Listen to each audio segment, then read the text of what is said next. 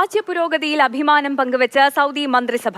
സ്ഥാപക ദിനാഘോഷത്തിന് മുമ്പായി ഇന്ന് ചേർന്ന മന്ത്രിസഭാ യോഗമാണ് രാജ്യപുരോഗതിയിൽ സംതൃപ്തി രേഖപ്പെടുത്തിയത്. ഫെബ്രുവരി 22 വ്യാഴാഴ്ചയാണ് സൗദി സ്ഥാപക ദിനം. രാജ്യത്തിന്റെ സമ്പന്നമായ ചരിത്രത്തിലും ഐക്യത്തിലും സുസ്ഥിരതയിലും അഭിമാനം പ്രകടിപ്പിക്കുന്നതായി സൗദി അറേബ്യയുടെ മന്ത്രിസഭാ യോഗം അറിയിച്ചു.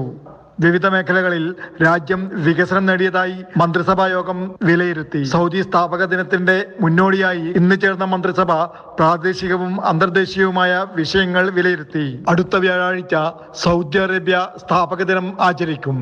ഏകദേശം 3 നൂറ്റാണ്ടായി സൗദിയിൽ താമസിക്കുന്ന എല്ലാവർക്കും മികച്ച ഭാവി പ്രദാനം ചെയ്യുക എന്നതായിരുന്നു രാജ്യം ലക്ഷ്യമിട്ടിരുന്നതെന്ന് ക്യാബിനറ്റ് പറഞ്ഞതായി ഔദ്യോഗിക വാർത്താ ഏജൻസിയായ SPA റിപ്പോർട്ട് ചെയ്തു.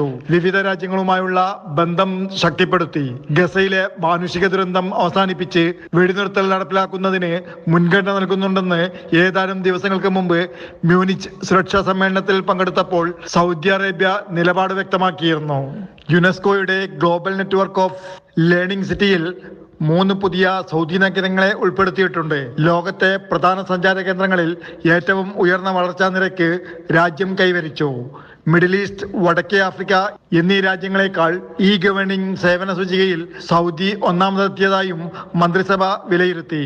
ഭരണാധികാരി സൽമാൻ രാജാവിന്റെ അധ്യക്ഷതയിലായിരുന്നു മന്ത്രിസഭാ യോഗം നടന്നത്. Jafar Palakkode, Mathrubhumi news, Saudi Arabia.